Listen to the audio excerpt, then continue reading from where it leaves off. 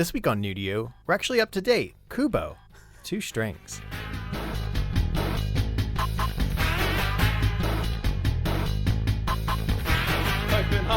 Hey everybody, welcome to the New to You show. I'm one of your hosts, John Holt. With me this week, Julian Cage, Keith Vincent, Matt Rodriguez, Mr. All right, welcome, Mr. Mr. is a good friend of ours. It's been a while since we've had him on the podcast. Yes. It's been the whole podcast since we've had him on the podcast. A really long while, like several years.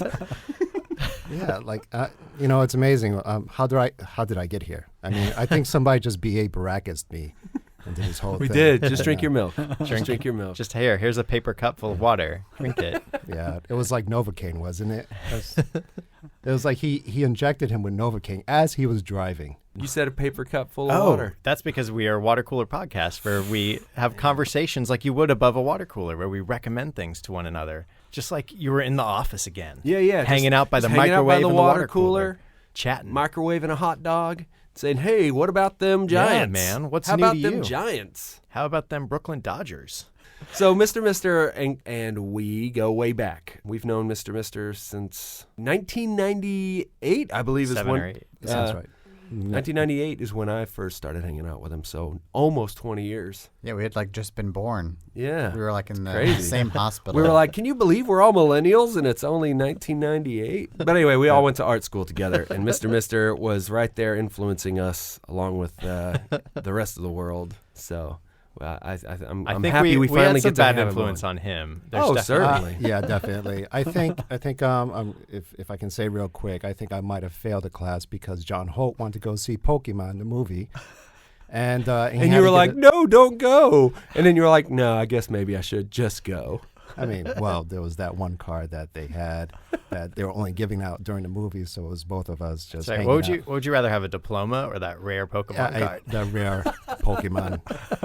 Wait, no. The question is, what do you have? That rare Pokemon. I don't have anything now. Yeah, I think he once convinced me to skip class to go see Good Will Hunting. Oh, really? Hey, man. Elliott Smith soundtrack. Take it easy. That's right. I convinced someone to go see Crash with me. That was actually for class, I think. Yeah, that wasn't me. I had a free pass to see that movie. I think not a fan of that J.G. Ballard. I didn't really skip a lot of classes to see movies, but I did see Princess Mononoke for a class there once. What J.G. Ballard? What did he do? Crash. Oh, that book / got it. Well, he did the High Rise movie, which is supposed to be pretty good. Or the book. For I read the book. I didn't see the movie. Yeah. So movies is actually what we're going to talk about today. A pretty recent movie. We normally record kind of in advance, but we were like, hey, let's get all up in this animation thing and talk about it. Yeah, let's get inside it. But before we get into that, Keith, what was new to you? Something that I've stumbled across and really love is a series by BBC. It's on Netflix. It's called Jonathan Strange and Mr. Norrell. It's based off of this book that I had read several years ago. I guess 2010 is when I read it. Susanna Clarke wrote it, and it's a really, really interesting take on magic in England. When I read the book, I really loved it. But now as I'm watching it as a BBC show, I'm like, it's the perfect BBC subject matter. There's a lot of status involved. It's about class. There's a little class hopping and stuff like that. It's really fun. It's a really Is it the world of magic like magicians or like Harry Potter wizards? This is the first episode, so I'm not ruining anything. Okay. In England, there are all these clubs of magicians. But they just they're more like historians. They just study all the magic that used to be in England. In the literary world of England, there's just so many stories about magic. And so from the point of view of this book, it's we can just assume all that's real. It's in all the old books. So there must have been magic. So these people can call themselves magicians, but they just study the history of magic. Meanwhile, this fella comes by and is like, I'm a practical magician. I'm not a historical or theoretical magician. I can actually make stuff happen. It was a really, really beautiful book. Slow burn at first, but once it gets going, it's really great. One of the cool parts of it is that they're like, well, if we have 2 magicians in England, why wouldn't we take them to the battlefield in France, when they're fighting the Napoleonic Wars? So it's also a period piece? Yeah. It's so amazingly cast. And so the whole first season is up. It's live right now. the whole there's only been one book, and it's all covered in this Oh, wow. series. I think it's This was it more of a miniseries? it's like BBC. They Yeah. have a beginning and an end, Yeah, so if you could imagine Downton Abbey, but where one guy can perform magic spells, has a run-in with the king of all fairy folk. So the one I wanted to talk about was another Netflix series by director Baz Luhrmann called The Get Down. This one actually came out around the same time as Stranger Things. It's 1977, the Bronx, and basically a fairy tale adaptation of the birth of hip-hop. Yeah, it's a little Shakespearean too. Did you Yep. find that? Maybe, Yeah, definitely. Yeah. I mean, maybe that's a plot, like an application of the like West Side Story / Baz Luhrmann's sentiments and like the way he's already told Shakespeare His aesthetic, in the past, right, his yeah. aesthetic coming across. Yeah. I mean, he loves himself a balcony scene pretty hard, and those. Yes. Well, he those just archetypes. loves theatrics. Yeah, and this show is rife with that stuff. So Wow, is it? Does it have like a hip hop like as the musical base? eventually, It has it has hip hop. I mean, it almost shows like the relation between like hip hop and disco Yeah, and the funk. beginnings of house music, of club music, I should say. For that alone, like I was up until 4 in the morning just looking up old songs that I Cool. that I knew. And the thing about this, I mean, and it's not perfect, but the thing about this, the Get Down, is that it brought back like a feeling that I didn't have in a long time, and that feeling is the hype. Like towards the end, you get so hyped up, and well, I'm not going to spoil it, but for those people who haven't watched it, but So are there real historic people? It's like Kool Herc in it. cool. You got Kool Herc, Grandmaster Flash. They Wow, make references cool. to like Grandmaster Melly Mel? Flowers. I don't think Melly Mel's. no, in it, I don't think not Cool Keith. Maybe Cool in- Keith in there. Cool Keith in there. No, they keep No it to getting more Kool like Keith? it's a little more Yeah. DJ centric. But there's nods to things that were. So there's like Dougie Fresh. You they get go Dougie to a Fresh club in there, called- Mr. Mister. No, Dougie Fresh. Dougie Fresh. You would be You have to watch Beat the Street to get Dougie Fresh. They a lot of like tagging, like, so there's graffiti culture stuff that's Right. really heavy and played. That's one of the unfortunate things. Jaden Pinkett Smith is in it, Yes. and he has a very like, if the show wasn't stylized, he would be completely like, he should have been completely cut. But because there's a level of stylization and these characters are supposed to be like, everything's a little bit like magical realism, you forgive a lot of the weirdness of his performance. Everyone else is like affecting a good Bronx like accent and using a lot of the slang from the time, and he's like this Out of time, funk out of place. alien, like with a modern, clean, accentless kind of speech pattern that wouldn't be it's not appropriate, really. It's very weird. Everyone else, he just seems out of place. Well, I don't know. I saw Beat Street, and the main character didn't have much of an accent. He kind of talked like this. yeah, that's normal. He doesn't even have that. It's I mean, it's- but that probably lends into him going more into the club scene. right. You Yeah, where he floats into that like house, like you're saying, the house music. Yeah. And stuff. So does he Vogue pretty and- much play the Ramo character, Mr. Mister? No, not exactly. Okay. But, it's just really interesting to see all these different cultures in hip hop.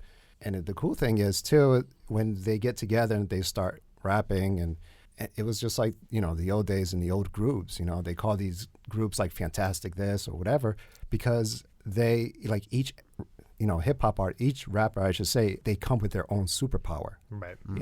Each MC. Yeah, it's neat that Yes, you see MC. their kids and the development of their art, and you're basically seeing, it's the heart of this influence. And even though I think this isn't a real band at the heart of it, at the core, it's kind of like Beck, or one of those where you're watching a band, The animation Beck. Yeah. Mongolian Chop Squad. right? Yeah. Where you're watching a band, it's a storybook band. Yeah, yeah. I'm trying to think of like a parallel where you have American Pop by Ralph Yeah. Bakshi. Yeah, something like that, where it's like it's a band that's coming up in a real, or some group or some person that's coming up in a real historical world and having the same things like affect and influence them. So you can see the development and path. So they're more like aggregates or composites of like Of real life They people. aren't the story of the Wu-Tang Clan. They aren't the story of this, but they aren't the Wu-Tang Clan, but they're the story of them. Like where do or they one get, piece that one part them, one part Jay-Z. right? one Like part. where does the tagging fit in? Where does this lingo come from? Where does the like love of all kung these fu questions have movies- already been answered by Beat Street. Like we can just move on from there. Right, but then you get he throws in the Baz Luhrmann like salsa, and you get Yes. like the love Gospel. of ballroom gospel. You get Very- a lot of his influences of dance also come heavily in play, and he's great at choreographing and editing dance and really getting emotion and tons of characters, and you know all of them really well without it seeming too flat. Like it's well written and smartly edited and directed. No, and it's very illustrative too. It looks like an illustration. Wow, it that's looks cool. like I don't know if you guys seen like those the pictures of the posters of like these guys DJing, but they're really distorted. Kind of reminds me of the Good Times introduction, where it's really colorful and everyone's just partying and having a good time. I think there's a little bit of that. Yeah, and they definitely to kind of mask the fact that he's playing with like real footage that's stock of the time. That is a real cool thing Yeah. too. The real footage. So Really he'll brought like me- take real yeah. footage and then composite like sets and then composite like CG stuff all together or cut together in a certain way that because of the way they're blended, it kind of comes across that this whole thing is a little stagey and pulls you away from being like, well, this is now a fake version. Like it's like we've gone from city exterior of real New York to soundstage. It doesn't have that feel. It has more like there's more seamlessness and sort of blurred edges, and it's more magical in that, where you're like, is that footage they shot and treated? Is that footage that they just had? I know that those are CG, and I know that that's comped in, but how much of it's real? Like that's kind of nice and fun. Yeah, and it was really cool. Like every title had their own train, so it was real footage, but you could tell it was composite. Like they put the title of the Like the episode in a tag. Yeah, Yeah. yeah. That was really interesting. I was really glad that it had. I mean, me as Puerto Rican and stuff. I don't know if you guys knew that, but I mean, there was also a whole backstory behind that, where the barrio and that's like too. It's 70s in the Bronx, so they're like burning the Bronx. yeah, it was a war it's zone. Really, back like then. it's you're talking like the blackout. Like these are groundswell. Like these are huge cultural shifts in how like it's a terrible time for how people of color are treated in America, and New York is the heart of that. It's like It's all been better since then. So good job, 70s. Yeah, well, yes. and I love Jimmy Smith's in it too. Oh, cool. I Yeah. love Jimmy Smith. and he just reminded like somebody that I was related to. But I mean, us Puerto Ricans, we're all family. We as soon as we see, oh, you're Puerto Rican too. Okay, we know that. Baz Luhrmann, there are a couple things that he's done I really love, but I think like his batting average in general is not super great in my opinion. Do you think this really brings him back up a little bit? You hope? I think so. It's what it does is Romeo and Juliet wasn't a straight musical kind of thing. It just had like a lyrical quality to it. It's almost like the halfway point between that and Strictly Ballroom? Strictly Ballroom, Yeah, that's okay. right. So you have like interesting characters and a lyrical quality, but not as grounded and real, but not quite as like fanciful as Romeo and Juliet. It's Wow, cool. really threads that line and doesn't go quite as sort of like off the end of crazy and fantastic as Moulin Rouge. It has some nice moments that nod to that, but it doesn't go that far. I mean, And I'm kind of glad it didn't go that far. Yeah. I mean, it didn't too.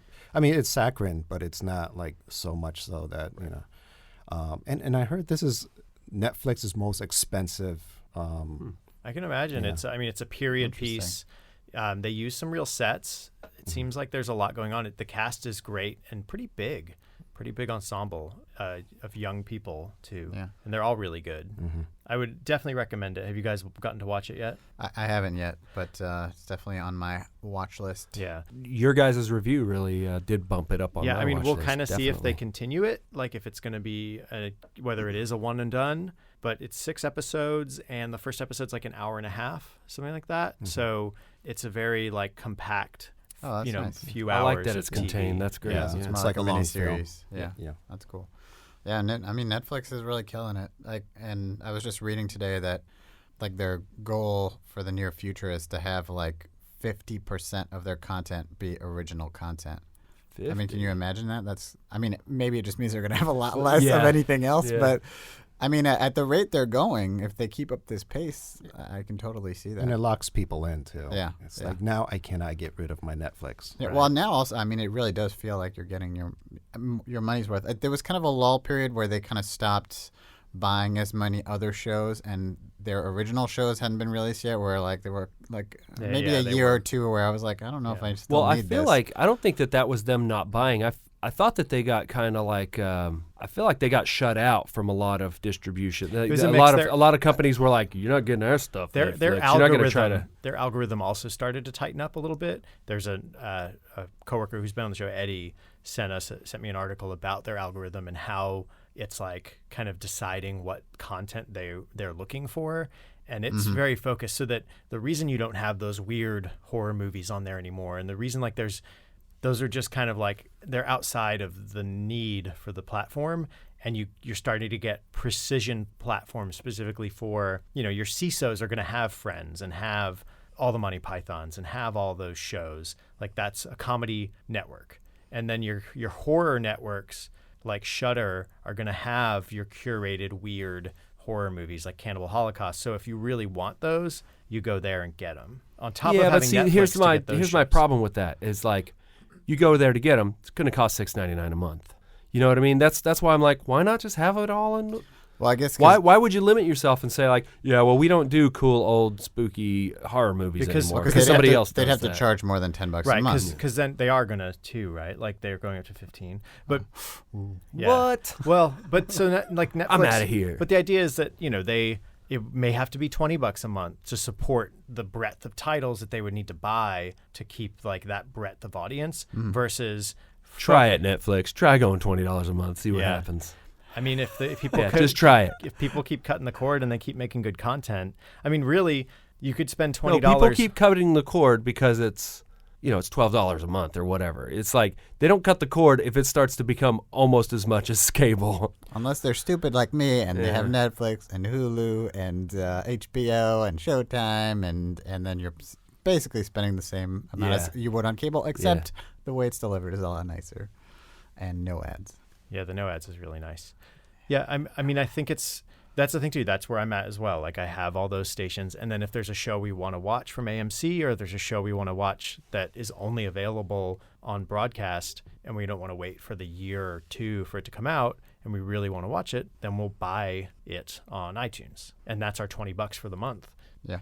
It kind of strikes it can strike a balance. Like if I was a huge horror movie connoisseur, maybe Halloween is the month to get Shudder. If you really want to like go horror movie, you can always cut yourself off. I mean, what I do at home is I just get the antenna, and antennas, everything's broadcast in The digital antenna. well, it's Mr. it's has not- it. It's legit. This thing gets tons of channels that you didn't even know were out there. I mean, it's just a regular. I mean, you don't have to get the one that says HD because everything is broadcast on HD. Yeah.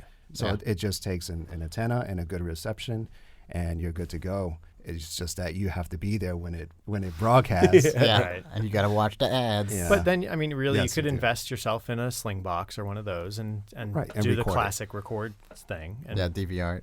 Yep. And pause it for the commercials. And the best part is you get some really weird channels. Like Just what? really, I don't know. I was watching, just old 70s, just and I was sitting Like there stuff that's sketching. bounced Like back old from reruns? the moon and Like, finally coming back to us. Or the- Like just old reruns and stuff? yeah, like old reruns of like shows that's been canceled. Yeah. Yeah. Like there's that one. Like there's the Sanford and Son network, which Yeah. just all Sanford and Son all day long. Yeah.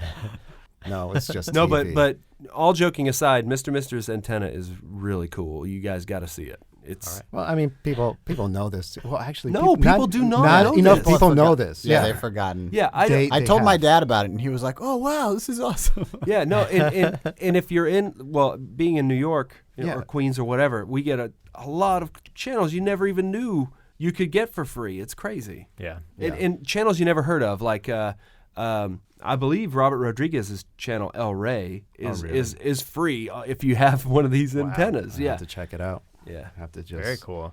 Well, we'll post a link to that in our show notes.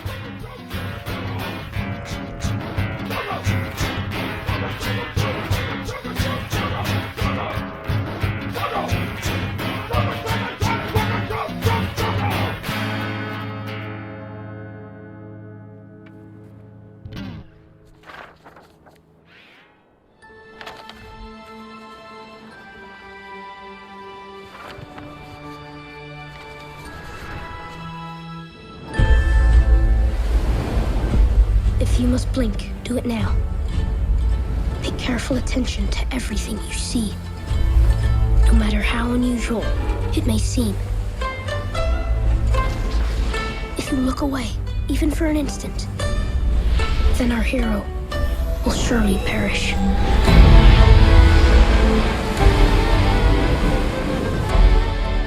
So Kubo, Leica Studios produced it. Out in Portland Out way. in Portland. One of the heads of Nike, his son, Knight. John Knight, Chris Knight. Chris Knight, Knight. No, it's Wayne Knight. no.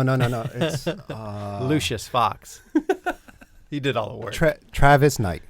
That's right. Chris Knight is the Nike guy. Yeah, so the And son of Travis, the son of Chris Knight is Travis Knight, and Travis he's Knight, yes. sort of he's the guy running Leica right now. Did he direct this? Yeah, movie? he directed it. Yeah, he he did. started Leica. I'm almost certain. Well, he bought Leica off of Will Vinton. Well, it wasn't called Leica or anything. Well, they it was probably called bought Will the Vinton. studio, I think, and then yeah. He Like basically, Go, Mr. Go. he started. I don't know if it was called Leica at that time, but he was an intern there, and then was he working on California Raisins? I'm not sure about that, but this sounds really, really bad. But it was his father who has the majority stock. So, and then he put him in charge. So, I mean, I think little bit of basic, nepotism. but I think it sounds like but he's it sounds like Welvin Studios was going down the tubes, Right. Like And because they stepped it's in. really hard to run an animation studio, especially stop motion, and make money. And not enough of you guys bought And- the PJs on DVD. Yeah, come That's on, right. man, get it together. And basically, I think if it weren't for the fact that Travis Knight has a rich Nike daddy and is also happened to be super passionate about stop motion animation, like I think it turned out to be a good thing. Yes. Oh, absolutely. Yes. And I think not only did he, sort of save the studio or the culture, but I think he's kind of single-handedly saved stop motion animation. Yes, absolutely. And beyond I will saving disagree it, with that, but go no, ahead. but beyond saving it, like not just saving it, but like Elevating taking it it. to a whole new level. Yeah. Maybe I mean, you say maintaining that, it. except Corpse Bride was out, and Aardman Oh yeah. have been making they've been Oscar-nominated movies that were stop motion for the past 15 years. But I think since the animation Oscar has existed. But I think the big difference about Leica is that all those productions, it was like they would get all the best people together. They would do this thing for 2 or 3 years, and then all those people would scatter to the winds. Yeah. And then the next production, you're starting over again. Yeah. Whereas this is the first time like they're able to they keep the staff all the time. And No, I'll talk to you well, about that. they No, they they do. keep a lot of the staff. They're working on their next film right now and doing pre-production. The reason they're able to do that is because they just expanded into 2 spaces. So that what they do is they have a 2-year production cycle, and so it's a year of pre-pro, and then should be a year of animation. Usually it ends up being 6 to 8 months of crunch time animation. Like you walk in the door and you're hired for the job. Like that again, this is the model up through Kubo. Okay. You're hired for the job, and you need to pull 60-hour weeks day one. Like But you're that- walking well, in, that- like going, and you go like that for up to a year with, and by the end you're ramping up to 80+ hours a week. But I'm talking about like not. Of course, they're gonna have to beef it up with other people, but there's a whole crew that is on staff, that permanently on staff, like that.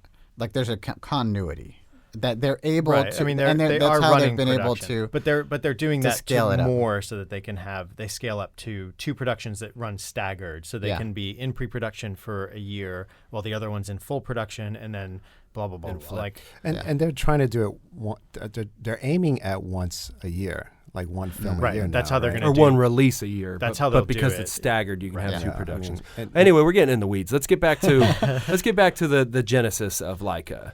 Well, I don't know. I don't know any more about what. Well, I don't know where it came from, other than it used Well, to be. it Used to be Will it has started as a passion project from the start. A love for this craft of 2D of stop motion animation, and came right out of the gate with Coraline. Henry Selick directed Coraline, I believe. Yeah, if he was Yeah. still kicking. Yeah. And so right out of the gate, their first movie, they're like, we're going to get the guy who's the best at this to Right. handle our first, handle the rudder on our first film. Well, see, and so they just set themselves up, and they took a Neil Gaiman story.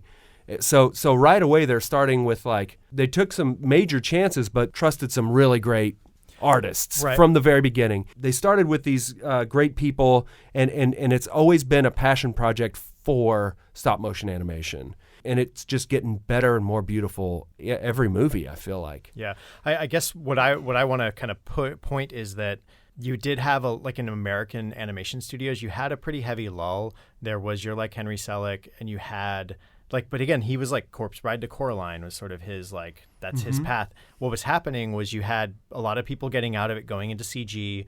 You had most of the people moving up to one of the only studios still doing it, which was Will Vinton. They were doing that stuff, and then became for a while, that was the only place to do stop motion animation in the U.S. in a serious way. Boston closed down, and they were doing a good amount in Boston, for advertising even. It really just became little boutique-y shops doing it here and there for spots. But for the most part, a lot of your TV and feature animators were moving up to the Northwest. And so what happened was there are other shops in Portland too that do stop motion animation besides Leica, for broadcast and for commercials. And that's what coalesced around Leica. It was easier for them to grab. They had a pool. Up. They had a right. pool of the pool was there. Yeah. To the point where now even there are shops that were in LA, like the shop that moved up to the BoJack Horseman's Flip, the Trip Tank or whatever, the house that they started up there. They had been bidding on a job in LA. DreamWorks had been bidding on a similar job. And because it was a stop motion job, they were like, I don't know. We sure you have the right people for this? And they opened a shop in Portland, and there are arms and studios opening in Portland because they want to do stop motion. So it's that's become the mecca to some degree and the place where you can do it. Also, it's non-union, so it doesn't have the protections of LA. Yeah. So you can be forced to work. Forced in quotes to if you want to work in stop motion, you can be working 60 plus hours a week without proper OT compensation. I still gnash at this idea that stop motion was ever kind of in a lull. Who did Fantastic Mr. Fox? I mean, I know Wes Anderson, but what was the studio? That was after though. Yeah, certainly, but there's been a steady stream of stop motion, just as many stop motion as 2D animation. But there was never a studio dedicated to making stop motion feature films. That's their specialty. That's all they do. That never existed. They created that. Yeah, but I mean, why do you want to be just that? Well, even Aardman stopped. Why do you want to limit yourself to be just that? That's the thing. After Coraline, then there was Paranorman. Jules and I were talking about it yesterday after seeing Kubo. Had some really, really neat marketing, internet-wise, around the hand-built quality of everything. Oh, and I mean, you talk about the marketing in front of the Lincoln Center. Was it the Lincoln Stadium 13 or something? The theater over there. In the front, they had the actual puppets. Wow, and cool. The sets. And I don't know if you guys noticed, but apparently, I guess Leica, they don't throw away their stuff. They donate it for charity. For like all their maquettes and stuff. Yeah. Wow. Yeah. Nice. So it's donated. They should do like Aardman and just put it in a warehouse and set it on fire. Give it to the gods. Was Paranorman also the first one where they were doing the 3D printing in full swing? I think they steadily increased and did more and more. There was some in Coraline? I think that was the first one where they started doing the color printing.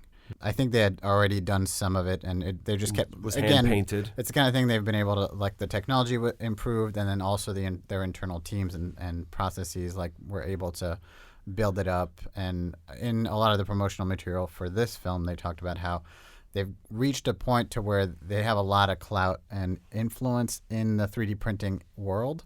Because they're one of the they buy so much. Yeah, they were the largest purchasers of 3D printing material, the plastic that you melt to print or whatever material. And they were really pushing the limits because most other people who use it just use it to prototype a product that they're then gonna put into production in China or something. Whereas here, they're actually building the final product using this 3D printing stuff, and they're using colors and all this stuff.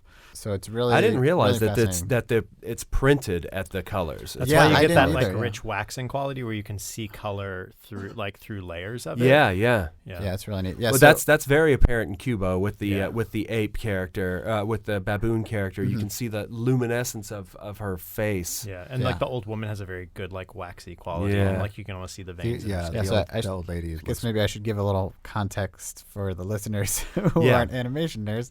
But essentially, all their faces are done with what's called replacement animation, which means all the different possible facial movements for the character are actually different physical pieces. And Well, let me between just each dial shot, it they back even replace them. more. Yeah. To say, so what stop motion animation means is it's an actual 3D thing that has an actual film camera. Well, Like a puppet. it's a digital camera now, Like but a physical 3D. it's thing. a physical thing that you can hold and touch and move. So that's what makes stop motion so tactile. Because you could, I mean, it looks like you can reach up and touch it because in real life, when they're making this thing, that's how it's made. An animator has to painstakingly move every little piece of this thing. It's like an action figure, like a super well-made action figure, or hundreds of them in a lot of cases. Historically, how you would do it is Gumby is like everyone knows about Gumby. It's one of the earliest, Well, it's most Gumby, famous damn top. it. Yeah, it's one of the most it's one of the most famous stop motion animation, and that was done they called it claymation at that time because it was all sculpted in clay. So for every shape and every eye blink, you actually someone had to actually sculpt it into the clay. And what they started doing probably in the Will Vinton era is having these things prior to that, pre-built. There was the guy who would do wooden dowel stop motion animation. He would basically, so let's say you have a figure whose skirt is coming in and out as they spin around or dance, and this guy would basically spin like you lathe a wooden dowel of this figure and make Several the states 50 or of it, 60 that he needed with all the various stages of the skirt so that he could have that animation replace it. And you actually, there's combinations of it that you'll see on Sesame Street, like Little Super Guy, where his cup is a replaced thing as he like animated on. scoots into the counter, and his cells are drawn onto this thing, and the cup is replaced each time as he is moving on it. But because this is such it's a very painstaking procedure, and it's only because cameras have gotten so much lighter and better that I feel like that it's reached this level that you can do so much with it now. Yeah. And compositing is getting so good. It's also that like now because they have the aid of technology, like for example, 3D printing, being able to 3D print all of these different facial features gives you way more flexibility and subtlety in the facial feature. So that's how they've been able to really like keep honing this and keep pushing the medium Right, because you forward. can get squash and stretch easier in the faces and in the full figure. Yeah, so I think what we're not explaining here at this point is, okay, so we've gotten up to the point where, okay, if you understand how this is done, it's like take your old G.I. Joes, move their arm, take a picture, move their arm, take a picture, move their arm. So you do 16 of those, and you have almost a second's worth of movement, right? Well, 24. Right. Well, I said almost, didn't I? Okay. So that's great, except G.I. Joe always has the same face. How are you going to do that without putting clay on there? Or some pliable thing that allows you to move it? Well, technology is here to save the day. Someone has sculpted in 3D all these different heads of G.I. Joe, making all these different expressions and all the in-betweens. And then because technology is so awesome, and I guess they can even do this printing-wise without having somebody paint the face, you print out these heads so that you can replace the heads in the character for every different movement they need, which would require, I'm sure for Kubo, how many heads do you think there had to be? They had to have been over 500. Well, they had I don't know what the numbers were, but I remember. So they had like all the faces are two pieces. You have the mouth piece basically, and then the eyebrow piece, and they have different permutations of the tops and bottoms. And they were saying that the possible combinations were in the millions. Like you could have like 1.5 million possible combinations between the number of mouths and number of eyebrows they had. So that's crazy. that's an entire production just keeping up with the different facial expressions and where they're kept, because you have to store these somewhere. There's like a sorting Yeah, and somebody has to go get I-15 or whatever, you know. yeah. But And but put because it back in it's the right place. because it had Who put my I-15? yeah, exactly. The In my- I-15 was right in my here. eye- But I-6? I bet because before they 3D print them, they model them all on the computer. In I bet CG, you they do yeah. all the facial animation in 3D ahead of time. Yeah. And then spit out like All the pieces they so need. like for on frame 3 you use this face, on frame Yeah. 4, and then that way the animators are really just focusing on the body The stuff. movement, yeah. Right. Maybe. I Well, don't and know. that's the thing too. Like you'll see in some of the promo materials that there's also like sculpted textural things. Like the hair on the monkey is rigged so each little piece of hair has a Right. wire in Yeah, it it's or like- something. Well, it's- so they it's, can move it with silicone. tweezers. Yeah, it's silicone infused fur basically, and they did that with the human hair too. So silicone infused. I don't know how you infuse it, but I think it's like, is it like like a wire mesh or something with silicone And on then top coated or in something? silicone. So it's no, I like think this, it might be the like silicone. this kind of thing. Well, when I that's drink bendable. silicone infused vodka, you pretty much take silicone and you just let it sit there for like 2 days, and you take the silicone out, and then your vodka tastes like silicone. That's how you infuse it. But long story short, they're wizards. Yeah, and that's right. They do really cool stuff. And every movie they get better and better and better at. And they push it. Like this was the first one where they had like a story tall model. oh yeah, Oh, yeah. The, there's- skeleton, the the skeleton skeleton. was like a full like 13 It had plus a feet tall. 22 arm span. Arm span. Yeah, and they had 22 these feet. eyeballs, and the eyeballs, I was surprised. It There's was- these underwater eyeballs that are like 8 feet tall. Yeah, and and it's all this like crazy and stuff. everything's on pulleys. So like every time when they moved it, they have to like step on this thing to lock it into place. And then it's really amazing. Like they have to. Each character has a problem that they have to solve. Well, not in the story. Like to make this character just work physically animation wise. Yeah, go ahead. Right. And they use CG. They use whatever they can. The whole bag of tricks. Exactly. And I think they might have said something to the effect that they're not a solely like stop animation Right. company. Yeah, it's like a mixed media house. They're not a purists. Right. That's Yeah. what they say. But they have to use these technology from the outside to figure out and to have Right. solutions to their. That being said, they do have an aesthetic. So they're making their CG animation look like stop motion, like making sure it has the right like frame stutter that a stop Yes. motion animation would have. So that's something that they Right, were with the very crowd true to. scenes. The crowd scenes, not all of the characters are actually Actual well, 3D. they are CG. they are built. They're actually physically built, but they are CG animated. And that's true with a lot of the paper work too. Yeah, and the I smaller thought ones that were a that lot was- of like yeah. CG that was again they're built as maquettes or built for like larger scale scenes where they're big to work with, but when they're very small, they're CG animated and composited. And it's just, and I would like to get your guys' thoughts on this too, because now everything's like CG infused.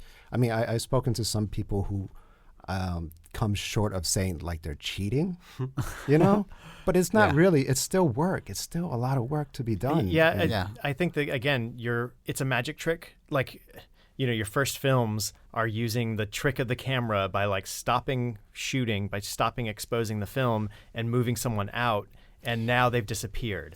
And now you run your film again. It's all mechanical tricks, and stop motion is a mechanical trick. And if we have new ways to do visual mechanical tricks and we can combine them, Yeah. I don't understand. Like Yeah. like from this whole people used to argue about like 2D animation versus 3D. or even 2D drawn paper animation versus the new way. I'm sure people complained when they started photocopying cells because it's a very acquired taste for someone who's used to very nice inked lines. I'm sure. So it's just I think it mostly was upsetting to the staff of inkers that had to get let go. well they could go home and take care of their families. Yeah, and I mean, this is like I'm probably getting sidetracked here, but Kubo's so well polished too.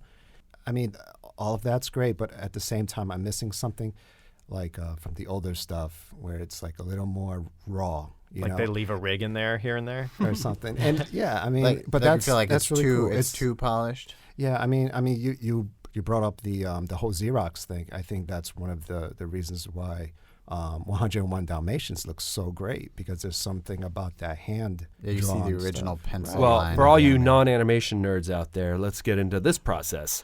Okay, so No, animation. well, we could just gloss over it. Okay. Well, They've probably there's tuned a out by period. now. There's a They're not- period of time in Disney history when they figured out a way to take the direct drawings from the lead animators. They would clean up in dark pencil where they had been working in blue Right. And then they could photocopy this straight onto cell without having to have somebody else trace it, which is what historically had happened. But when they did this, it made for these really nice, lively, warm lines. Right. And you also get when you photocopy something, you get distress. Like you'll Yeah, notice you get there's little like random grains black and- specks, yeah. and you'll find that there's like the lines will have sometimes like some deterioration in them. And also pencil is not like ink. It doesn't have the same flow, so you'll also capture some of that.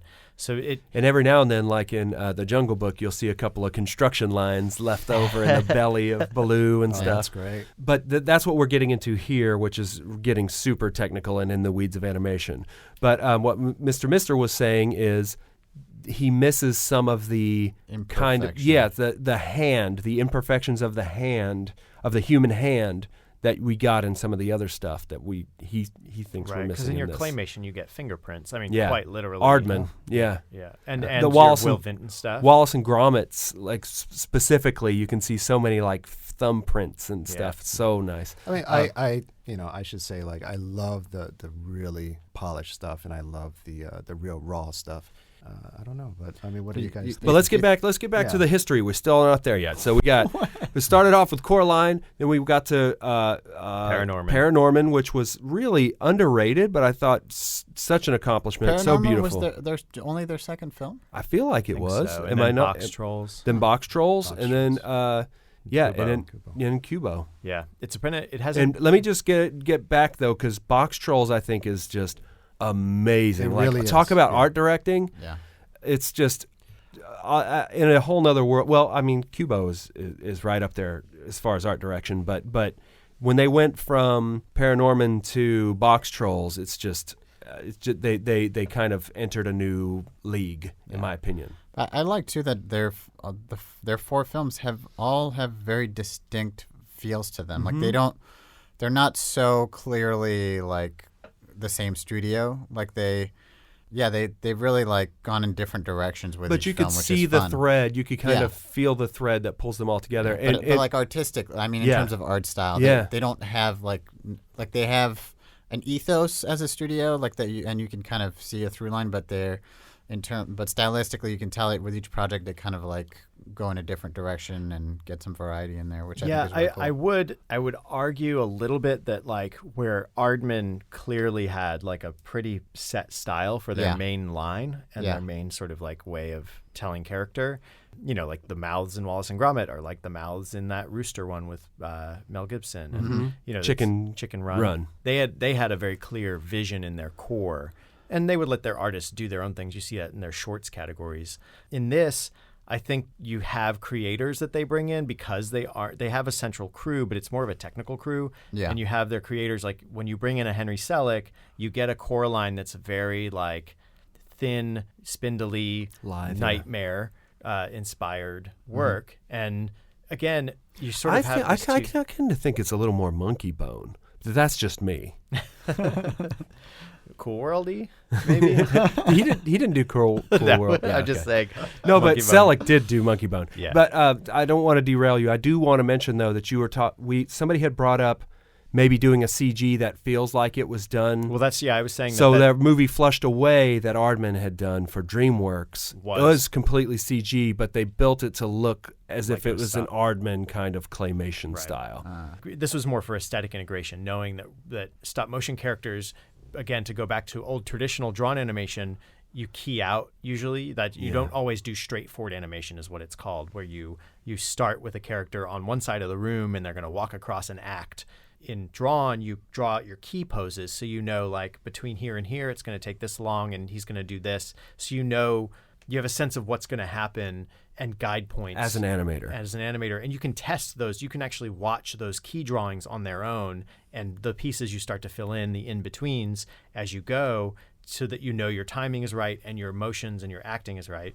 Whereas with stop motion, it is usually, I mean, you have planning, a lot of it, but it's very straightforward where you're moving this character along, and that adds some imperfection to the way it works.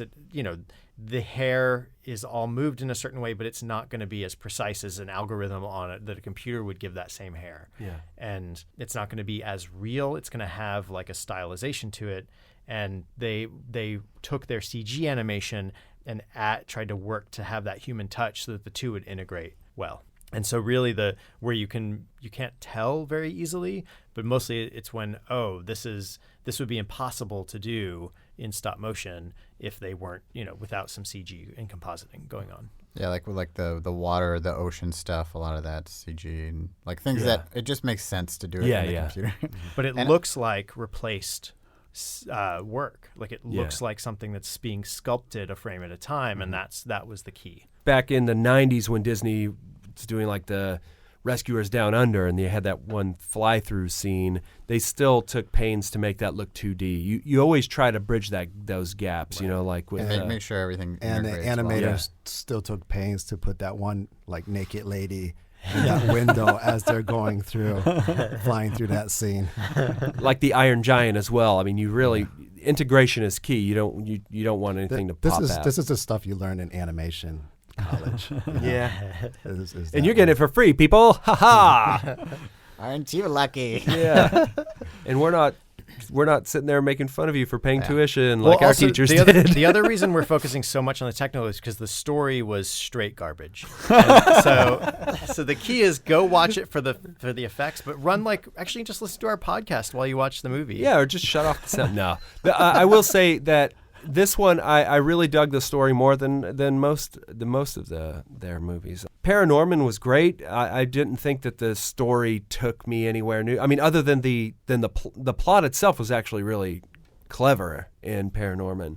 We're spoiled by where Pixar takes us with their scripts, I feel like. Yeah. When Box Trolls came around, I felt like, it was almost there, and something at the end, it just kind of didn't take me to like the exalted level that you hope that right. that an animation that takes 2.5 years, if it takes this long to make it, you hope that it achieves this kind of like, I don't know, some sort of awe. And I feel like Kubo did that for me anyway, story-wise.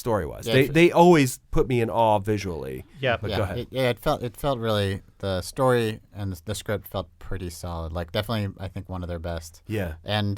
And I really enjoyed. So I mean, roughly, I'll describe it loosely.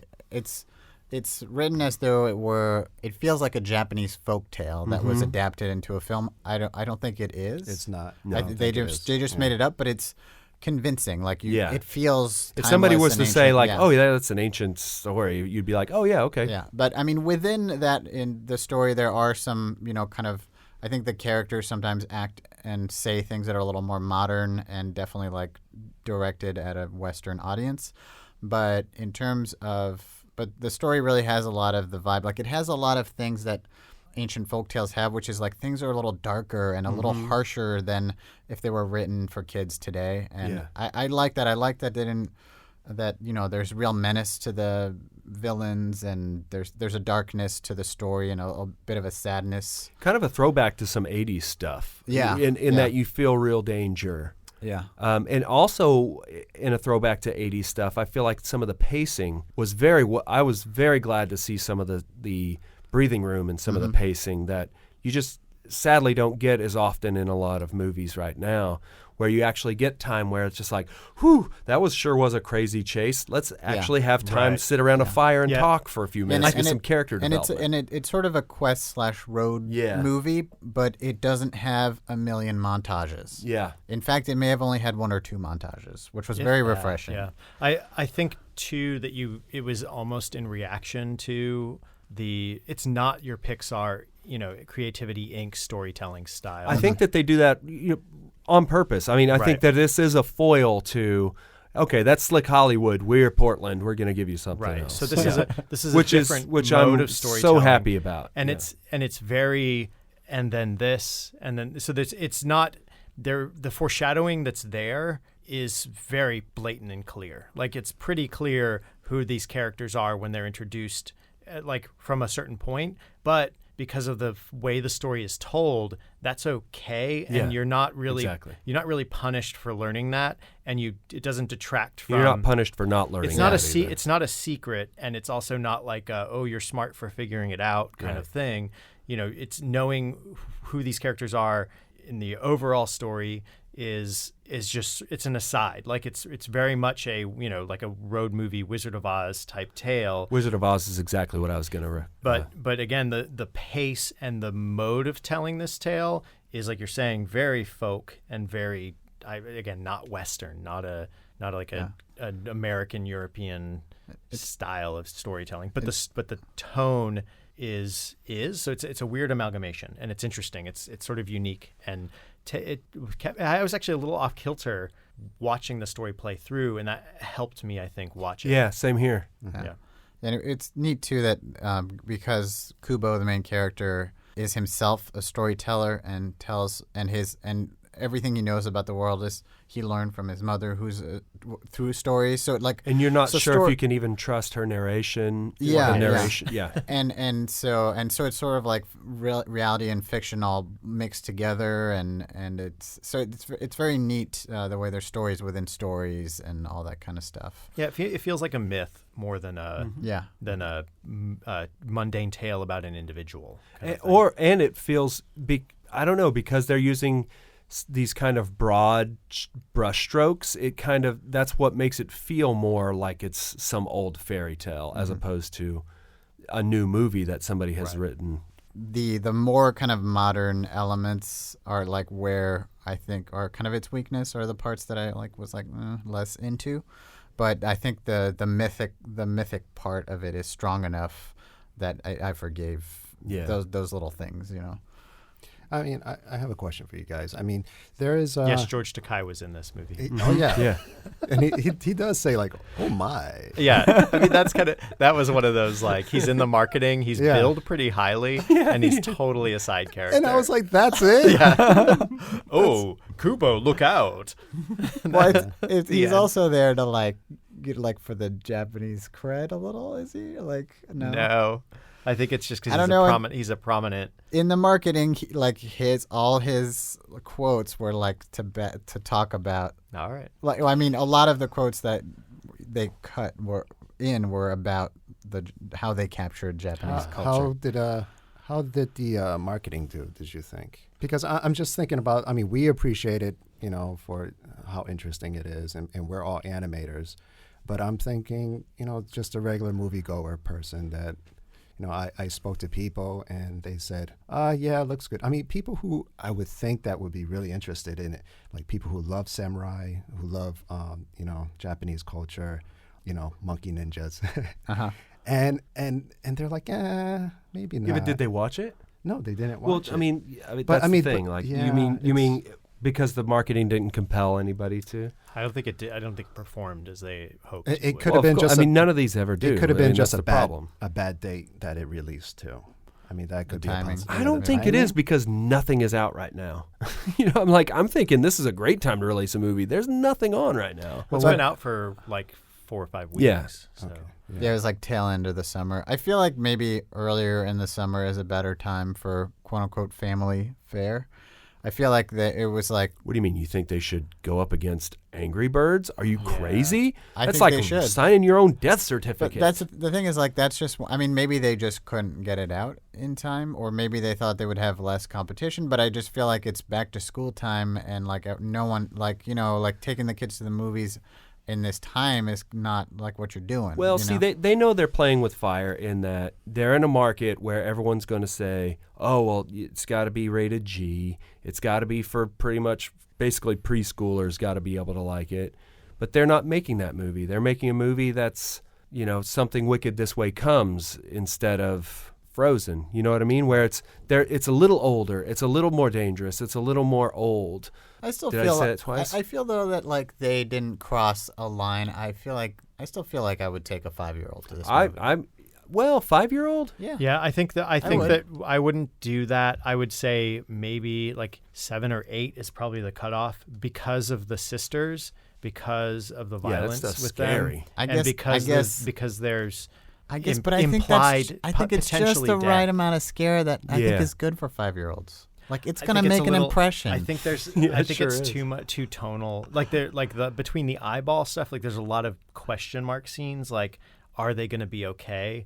I think it's probably ages in and around 7 or 8 is probably where you want to like. That's I would being not a Yeah. child owner.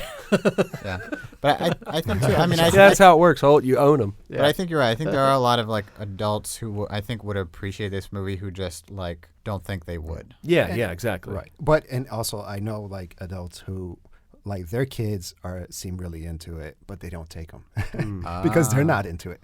You know. Interesting. Yeah, it's I mean, are we just in this like post Marvel phase where basically like if it doesn't have a name or a franchise, you're not going to spend the X dollars to go check it out? I think it's stop frame animation itself.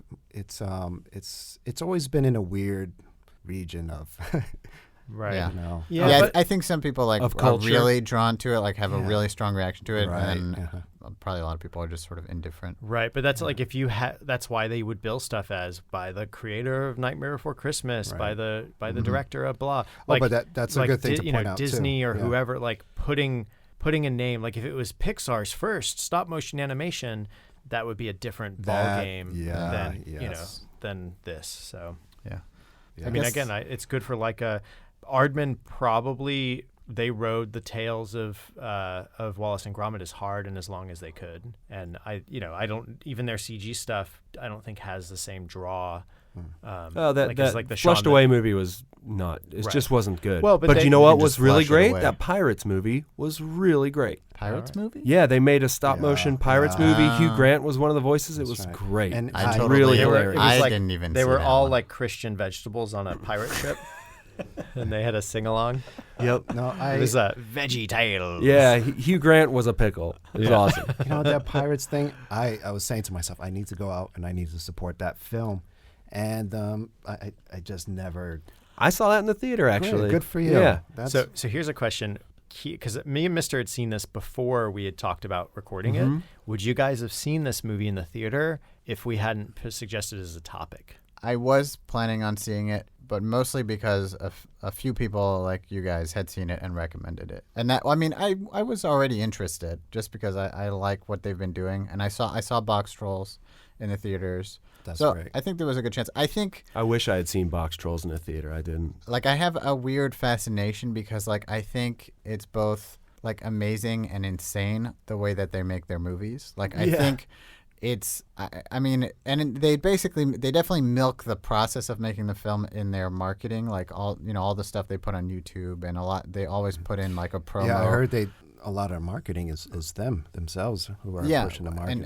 and showing the behind the scenes because it is like It's I that. think It's that intensive. yeah, and it's very like charming, like to see the like this hands-onness, and I think it's way more complicated, way more work in some ways, but at the same time when I think about it, like I think maybe I would rather like as somebody who's worked at a computer for 10 hours a day, and you just get physically like you just are lacking stimulation, and so to be in a studio where there's all this hands-on stuff going on and to be able to do things in a physical way, like that does have a certain appeal. Yeah, but a year in at like 80 I know. hours a week. I totally know that I'm romanticizing it, and I definitely. No, I mean, I'm not I've- saying it's like all wonderful, but I've spoken a to million frames a second.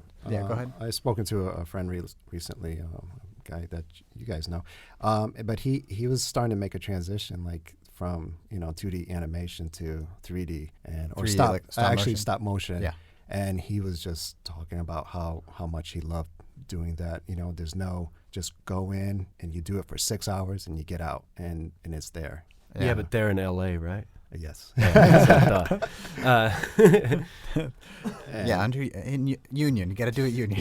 But I mean, with talk about Boxtrolls and you know, like how much work. The end of Boxtrolls is amazing. Yeah. Like when he talks about what if we're just, you know, spec and they're giants out there and they're moving us, and then you see Travis Knight, the director of Kubo, and he's animating there. I think He's it's animated Travis a Knight. lot Yeah, of it those. is. He's the lead animator on a lot of these. Yeah, it's the first one. He was director this time around, so he wasn't. Yeah. It was the first time he wasn't Right. the lead. And that was amazing. Yeah. It was really cool, and that had a great cast of people too. It had Great voices. It had Tracy Morgan. Yeah, that's right. I forgot. he was That's in- right. He was the little guy, Yep. Gristle, Mr. Gristle. Mhm. I couldn't believe that. And they had what's his name from IT Crowd, Richard. Iodi. Yes, yeah. And I just like halfway through, I realized, oh, that's him. Yeah. And it became a lot funnier to me for some reason. Because just thinking about that guy makes you giggle. Yeah. And because he always like delivers his stuff pretty flat, you Yeah. know, and you know his personality and stuff. This is a movie though, with going back to Kubo, speaking specifically to the character voices, I think they were all really Great. well done, Yeah. really nice. Great. But because of the mythic quality, like what actually makes them even better, like except for George Takei standing out, I didn't really like. Oh, that's Runa Mari or whatever. That's not or Mara Rooney.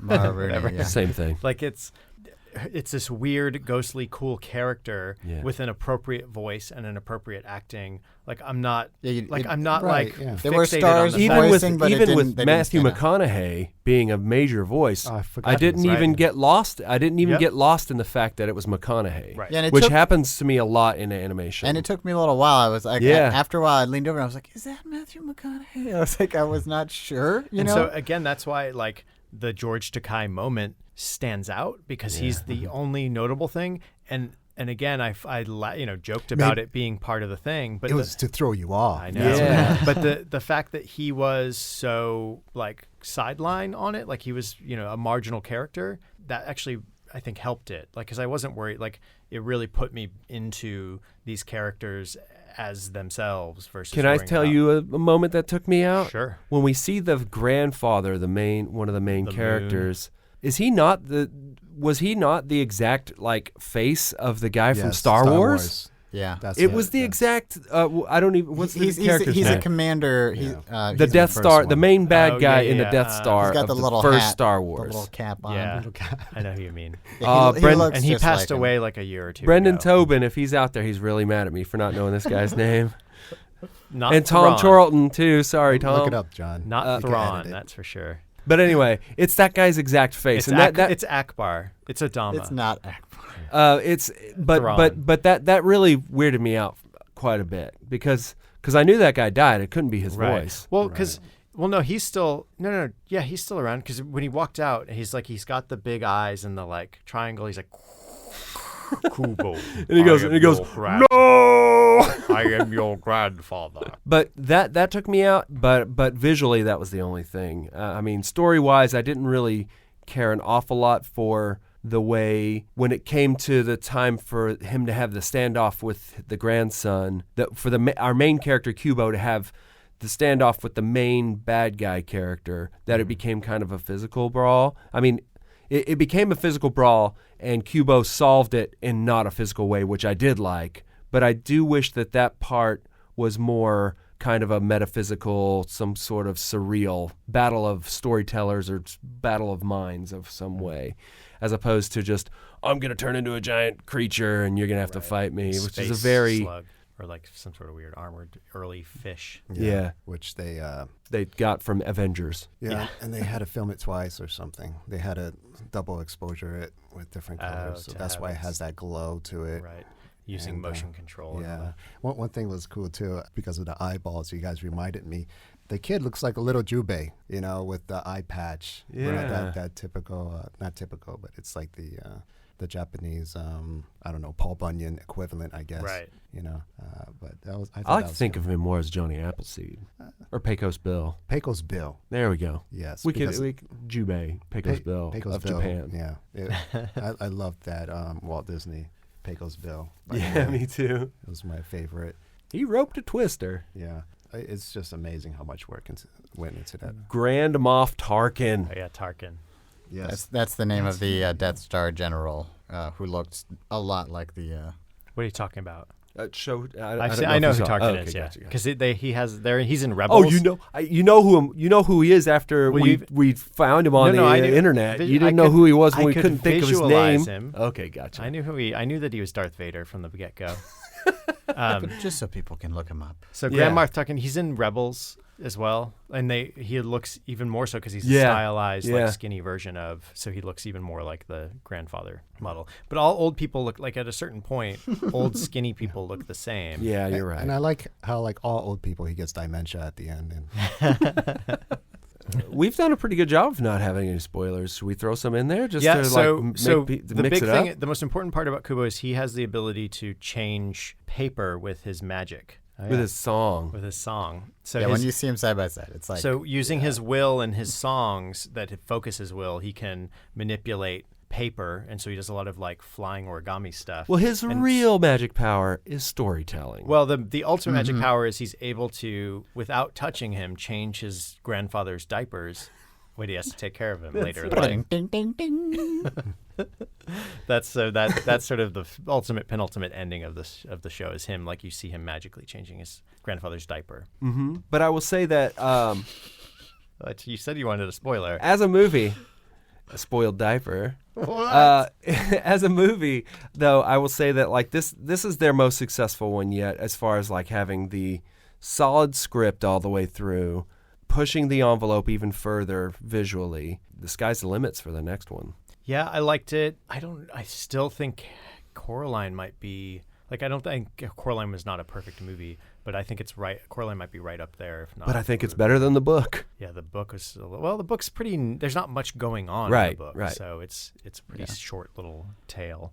There's a lot to play with. And Yeah, I mean, I think I actually like Coraline the least, but it's just not my cup of tea. I'm just not. I liked Not Coraline. into I it. really liked the book when it came out, but I liked the movie better than the book. I like Paranorman. I think it's just More than that- Kubo?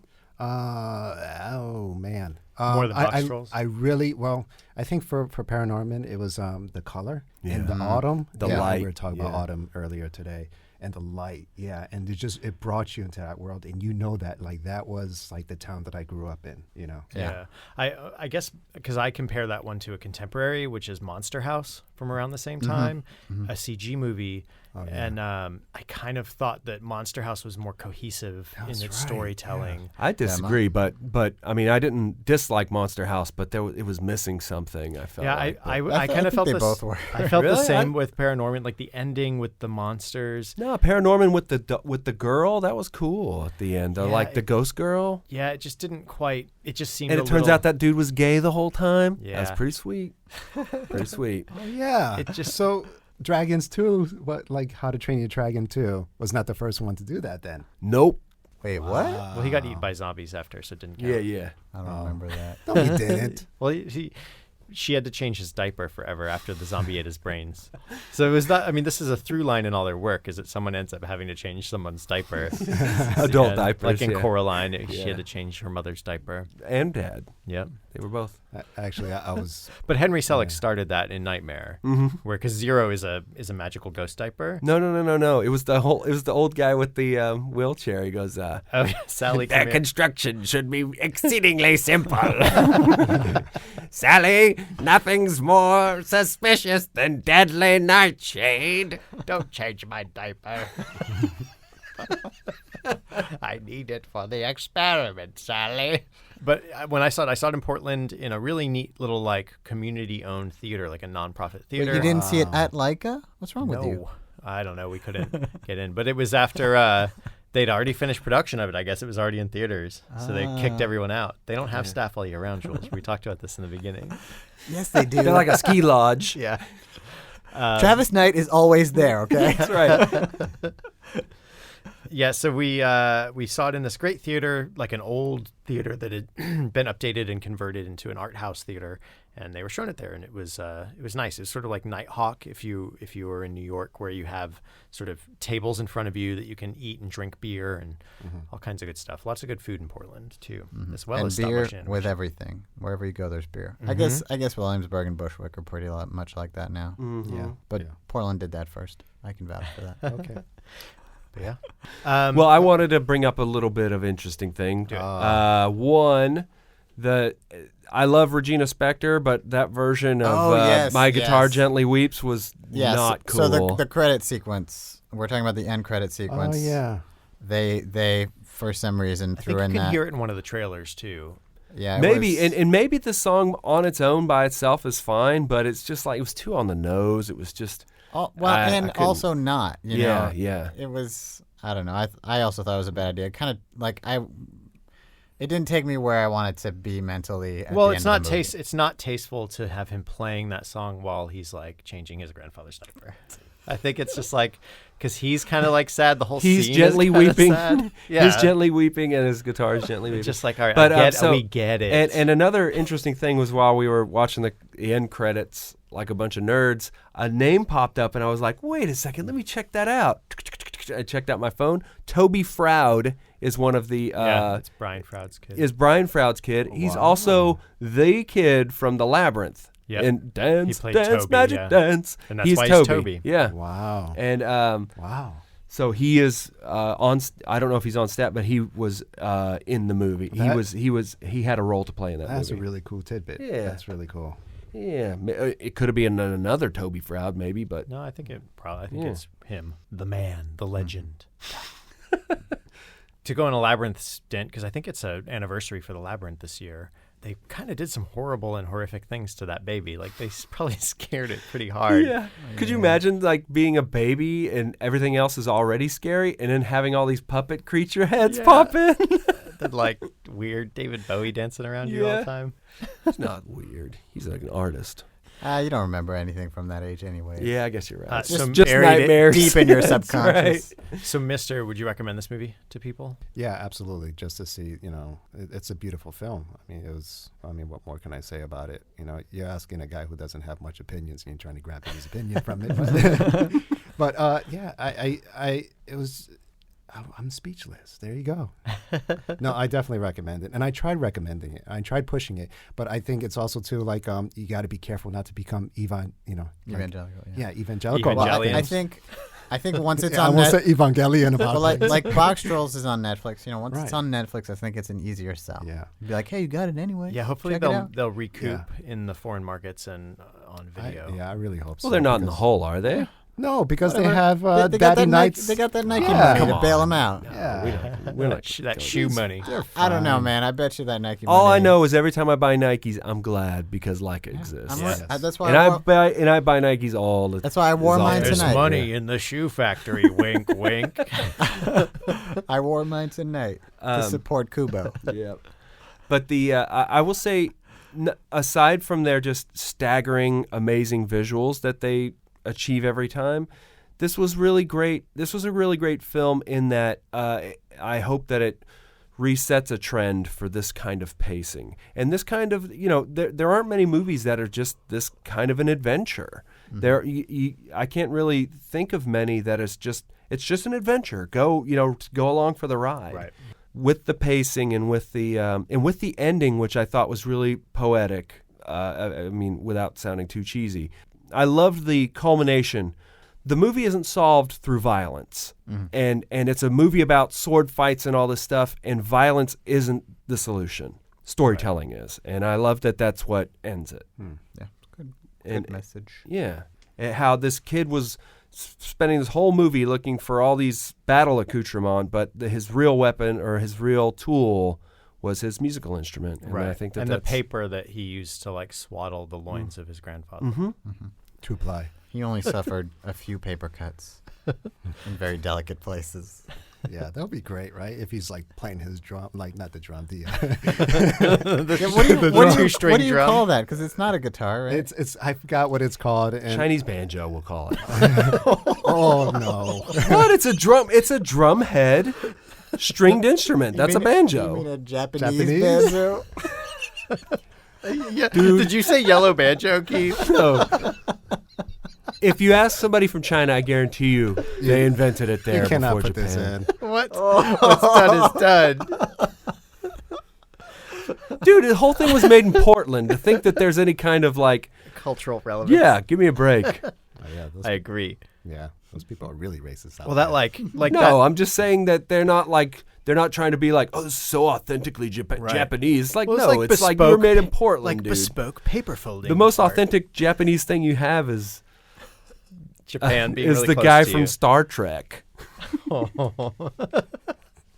Yes, the yellow banjo. yeah, I did not say yellow the at banjo all. that he plays and the toilet paper comes Yep. unraveled. And, Yep. you know, And turns into a snake. yeah, Fights the turns into a pamper, Riki Tiki Tavi. a diaper. So Jules, Yep. did you like it? Yeah, no, I really liked it. And, I would recommend Uh, it. I heard you saw it in a sweet theater. Yes. Oh, Yeah. what was So your- for New New Yorkers York, out there. New York residents. I mean, the Kibbs Bay movie theater. Oh, it's yeah. on the east side of Manhattan. Always been one of my favorites because it's a nice big theater, but it's for some reason less popular than others.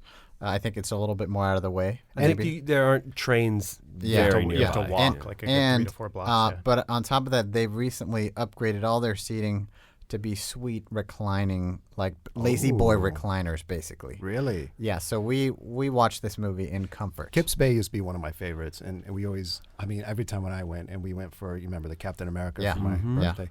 But there was always, I always run into like a good crowd. Yeah. Who's like really into whatever it is, and you know. Yeah, when we went to see it, we ran into a great crowd of like 3 other people. We did see it during the day on a weekday, Yeah. but yeah, there were only like 3 other people. I So- had a healthy like amount of people, which was really encouraging. Which is, you know, for stop frame animation, you really want to see it succeed. You really want to see it flourish. Yeah. Into other You productions, do, maybe. I want and, to see it go away. So I could talk about the good old days when there was stop motion animation. stop motion animation. I would recommend it too. I think people should go Cool. see it. I'd say it's worth seeing in the theater if you can. It's just again, it's a visual Yeah, show. It's I a agree. visual delight, and there's just so much going on that you're robbing yourself of an experience if you don't get to see it on Yeah, a big and you see the screen. detail. by the way, for everyone wondering out there, the instrument he plays is called a, oh boy, I don't know how to pronounce it, a shamisen. Shamasan. Shamasan. Oh, that's Can I see? Japanese for yellow badge. Shamasan. Shamasan. Don't say it like that. What did I get myself into? Yeah, man? Keith, why were no you saying joke. it like that? This is like the first time when I met you guys. You're like, hey, you want to work on this animation with us? And I'm like, yeah, okay, let me see. And I checked out the storyboards, and I'm like, there's no way I'm going to work on this. Like, people are going to hunt me down and kill me. I think it's a unanimous. Go see it. Go see it. So And- now that we all agree that it's and good. check out Box Trolls on Netflix. Oh yeah. At the very least, watch the first 30 minutes. I like the first 30 minutes of that movie. I love. I think And- that's perfect. Yeah, I have to say, you know what? It took me forever to see Box Trolls. Yeah. And I forced myself to, you know, to watch it. Yeah, you like taped your eyelids Yes, open. no, Yeah. it was really hard. I don't know. There's something about it. It was really hard. But once you get into it, once you get into that 30 minutes, it's Yeah. like you really feel like how adorable those Box Trolls are. Yeah, and it you see the sucks you in. personality. It does. It does really suck you in. It- It you know, ramps up pretty well too. Big time. And there's a scene with the main villain at one point where I just watched it and I had to just pause it and just rewind it, watch it again. I'm convinced it's the greatest animation I've ever seen in my life. There's a section where the bad guy is, I think we're spying on him at that point, but it's just amazing, the animation going on. And Box Trolls, did you guys see, like, there's this one scene and they were using blurs and it was just kind of out of the blue. And it was like when the main bad guy was with the henchmen and he's like grabbing him right before he eats the cheese. And they used this like Smears or blurs? smears and blurs. Yeah. I guess. think it was like go motion, like yeah. Phil and, Tippett and it stuff, was like yeah. it like kind of secluded to that one like seen, unless I missed it on the Go, I other feel go like there motion was is when blur. you move the model during your exposure, so that Yeah. it gets the motion blur that you normally get when you're like someone is moving while and you it expose a almost- frame. Yeah, and it almost looked like it was like live action. Phil Tippett really took it to its heights in Star Wars, Starship Troopers, and also in Dragon Slayer. But and in the RoboCop movies. yes, It's kind of. I kind of we should watch that again. I kind of feel like there's a lot of blur in that movie. Yeah, Yeah. I think you're right. Yeah. But I was The whole checking. movie's a blur. Yeah. Box Trolls also good. Yeah, On Kubo Netflix. also has a good pace. Just keeps you going. Yeah. Just a little bit of breadcrumb from each piece to the next in the story. It's very good. But not on rails like a video game. Right. Yeah. It's not interactive at all. You just sit there and watch it. Well, that's Like how a I want to video play game. video games. Yeah. But definitely watch it in VR. That's the way to watch Kubo, Yeah. I think. Yeah, It's I mean- VR with like a blaster. Go check out Kubo by Leica Studios, directed by Travis Knight. Is that our consensus? Yes. No, All right. that is a fact. In theaters now, maybe on, I mean, the video window is pretty short now. I think Yeah. it'll probably be out. By Christmas time. Oh, yeah, at least. Yeah. Maybe it's you go- can pre-order it on iTunes already. Who knows? Yeah, you probably can. Yeah. Yeah. So And check it's out Kubo. it's a good autumn film. Yeah. Yeah. It's a good like it feels A lot like of it's a good leaves, a lot of fall red and leaves. autumn kind of a film. There's a boat made out of red leaves. Hey, Yeah, there you go. did you hear about that? The whole boat. There's like 2 boats. Yeah. And That's why it's called Tubo. Tubo of the Two Strings. and And they're like, huge. They're huge. One is broken and one is like intact, right? And like each leaf is mapped on exactly as the other leaf. So you have these leaves that are like One you to Oh, know, on one. both are, boats. are like smaller than an inch, and they mapped it, those thousands of leaves, exactly as it is on the other one. From That's one to the other. crazy. That's Yeah. great. I know they like laser cut all the little leaves out of paper. They and did glued laser them cut it. on. So But crazy. you know, if I was directing that, I'm like, okay, let's just Xerox this and paste it on there, and just Not me. I'd be like, can't somebody just build that in CG? Come on, y'all. You know you already did. No, Keith, you missed the point. Whereas I'd be like, cut this boat scene. Too expensive. Yeah. John Holt's like, I can't see. I'm looking at my spreadsheets anyway. Yeah. And you see Hey, just how a about, yeah. hey, let's make it a wagon, okay? Yeah. They're in the desert. All right, Kubo meets his grandfather, changes his diaper. Credits. Can we get someone other than Regina Spektor? Someone a little cheaper? Sing maybe Row Your Boat? Something in the public domain. Isn't there some kind of song about a Chinese banjo we could Yeah. put in there instead of a guitar? That's right. Yeah. What did I get myself And into? so my Chinese banjo tries to capture foreign markets. Gently. While I weep. So what would you change about the movie, Holt? What would I change about the movie? Oh yeah, so critique. I think the whole like I'm your mother, I've been your father the whole time thing. That's something again where I think it doesn't matter, but there may have been a more delicate way to handle that situation. Oh, this is the spoiler section Yeah. of the podcast. I mean, it's whatever. It's not because it's Whatever. very It's not very spoilery. It's like it's yeah. pretty much like one like you basically know within about like by the time she's cooking for him in the whale, you know that she's the mom, and then by the Yeah. time you meet the bug, and you see the banner in the background behind him, you know it's the dad. I like- was a little stupid about that. Yeah, they I kind of was not stupid about the dad, but I was stupid about the mom. Yeah, gotta say. but it was mostly because I don't know. That's one part of the story that it didn't make. It kind of bugged me that no pun intended. That he's like I don't understand why they would leave him alive and just make him a cockroach and mess with his memory. Like, what is the point? Because that, if you're a sadistic jerk who wants to punish It's worse somebody, than But just see, letting yeah, them why would die. you let them die when they could die a valiant warrior?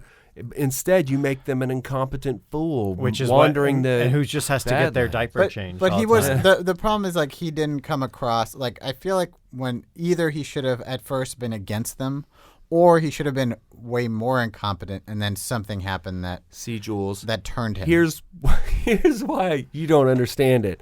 If you were fluent in Chinese culture, you would know that if you're a samurai. No, seriously though. In Japanese culture, if you're a samurai without like a purpose, Yeah, that's a a problem. ronin, That's yeah. torture. Yeah. So That's true. yeah. but he doesn't feel tortured. He's just so happy and stuff. Right Yeah, from that's the true. beginning. Like if he had been like sad Like and tortured, brooding, and yeah. then he finds them, and then then he becomes happy at that point. But Yeah. Yeah, that was probably just. They probably made that call because the mother was so sort of like overbearing and like protective and harsh. Yeah. They probably just they had went to the other balance her direction. out. Yeah. But yeah, the reason why I can read that, because the first thing, she's preparing food similar, like in a similar like fastidious manner to the way he prepared food, and Like- it had like, it was the role reversal, but from the beginning scenes of him taking care of the mother. Now she's taking care of him. Similar play, which is again a testament to the animation and the care that they can match the motions and have that kind of play across. And again, he was a fun character, and the movie definitely like I think picks up when he joins the crew. So that even though like I don't think it matters. Like, it's not a spoiler in a bad way. Like, it's Right. not, it doesn't reduce the tension or change anything. Well, It honestly, just if he changes the was stakes. never revealed to be the dad, I still would have liked the movie just fine. I think, and I felt like that was a little too forced. So I kind of would have. It would have been cool if they just like kind of implied it, but they don't really give you an answer. Kind of like in Willy Wonka, those kids might be dead, but they never really tell you Right. Yeah. unless you read the Exactly. book. Right. And that the whole thing was like a plague dream of these people laying in bed dying. Like the mother's the only one who survives Willy Wonka and the Chocolate Factory. What? And I'm glad that you don't have to just take our word for it. It does have a 97% rating on Rotten Tomatoes. Oof. Wow, So that's good. it is a Wow. well-reviewed movie, which I didn't realize. John's more like wow in disbelief, like wow. And you really? can pre-order it on iTunes. I'll see what already. 538 says Wait. about it. When is the? Do they have a date for the pre-order? They don't. You can just give them money. Oh, Yeah. I You just can give I them just looked it up on $15. 538. Apparently, it's pulling really well in Ohio. Is that Pulse It Plus, might carry or is Ohio. that just like No, that's the Nowcast? daily. Yeah, it's the Nowcast. Nowcast. Yeah. Well, I'll get the aggregate numbers and see. Yeah. In like a week, all the polls will be in. You'll have Yeah. a good idea. So get out to the theaters and vote. Hey, rock the Kubo vote, y'all. Yeah. Put your 2 strings in. Okay, we've been ending this for a really long time. Why don't we really end it? Go see it. Yeah. Kubo. Yeah. See you in a theater if you can. Yeah. Don't let Secret Life of Pets win, okay? Yeah, exactly. Secret Life of Pets. Don't get me started on that. Yeah, they don't even change one diaper in that movie. So, I saw that. did they change the diaper in it? I was trying to think in my head if they changed the diaper and I don't mean I haven't seen it. I don't know. It could be a good movie. Is it? A It good might movie? be wonderful, but I'm just like, it's just It's constant. probably not. This is a whole other show, but it's just constant boom boom boom boom boom boom. Oh, like Yeah, just the like a pacing. heavy, like, the pets are just always I'm making feeling boom it. booms. I'm feeling them pets. They're always making yeah, boom booms. live your you know. life. Like that. ADD, kind of like one thing Nonstop. happens right after the other, and I mean, not to say it's stuff like that is never not entertaining, but it's just a little too much. Yeah. It's like rapid fire, nonstop kind of stuff. Yeah, Just get grates after a while. It gets great after a while. yeah. Your magic is growing stronger, but when we grow stronger, the world grows more dangerous.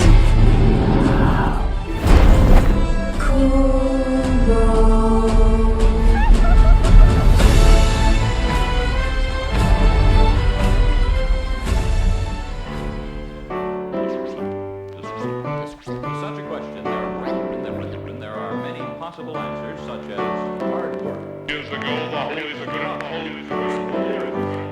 Feel I'm alone in this whole of existence. All right, hey everybody, thanks for listening to another episode of the New to You Show. That was Kubo 2 Strings in the theaters now and hopefully on home video shortly thereafter. I was one of your hosts, John Holt. You can find me on Twitter at Lord Joho. You can find me on Snapchat, but it's probably not even worth it because I haven't been using it in a long time, at Not Dead John.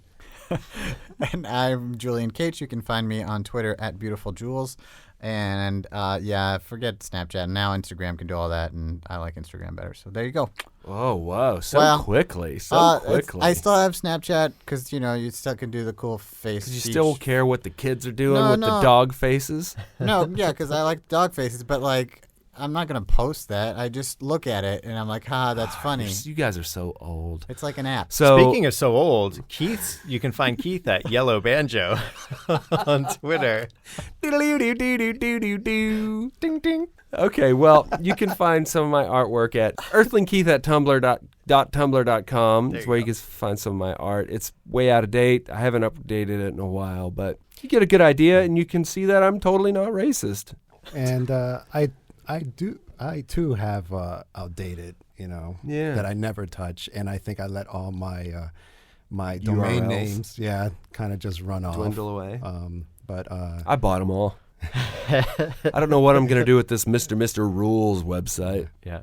Well, are you on Twitter, mister? I am not on Twitter. I am Good. Don't do it. Don't do it. Are you at? I am on Tumblr. So mrdraws.tumblr.com.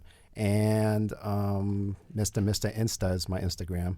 But I don't really post anything. My wife posts most of my artwork these days. And they're awesome. And she's on Instagram? Yeah. Like he, Mr. Mister's always drawn his life. Yeah. And in a very charming manner. Yeah. And and these are one of the things that I think I picked up from John is that, you don't put stuff out to entertain people. You just entertain yourself, and that's what's important. I think that's the lesson of Kubo as well. Yeah. Yeah. And that leads us to our most important question. What would you wear? What would your Slipknot mask be, Mr. Mister? If you were in the band Slipknot, what would If you your were in mask be? Slipknot, what would your mask be? Do they wear masks? so you don't remember Slipknot? No, I don't. All right, here, let me show you Slipknot. Okay. This is very Just important. Instagramming. That's Slipknot. They were like a metal band, Slipknot. and they wore these ridiculous masks. Dude, I want to be the glamorous guy. I don't remember him. I would be a wrestling mask.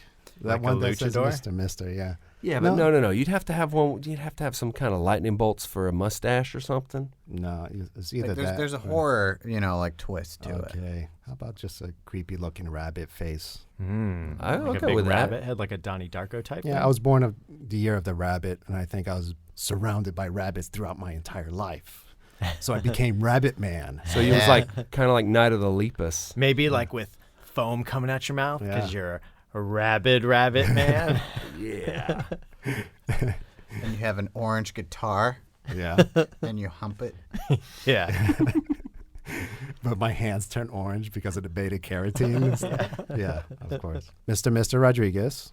You can find me on mrmister.tumblr, or you can find my Instagram at Mr. MR Insta, so Mr. Insta. Actually, Inquit Kathy Insta. All right. Well, I keep on saying Instagram. Yeah, that's what it's called, Instagram, right? yeah. So we'll put a link to her account as well on the website newtoyoushow.com. And then you can see my drawings. Yeah, and you can follow the show on Twitter at New to You Show, and that's where you can learn about the shows that are coming up, the latest shows that are out, and again, mostly just kind of learn the basic news. We're also on Facebook, not a specific page thing, but if you look for the New to You Show, there is a little page for us there. Yeah. I don't think we do much with it.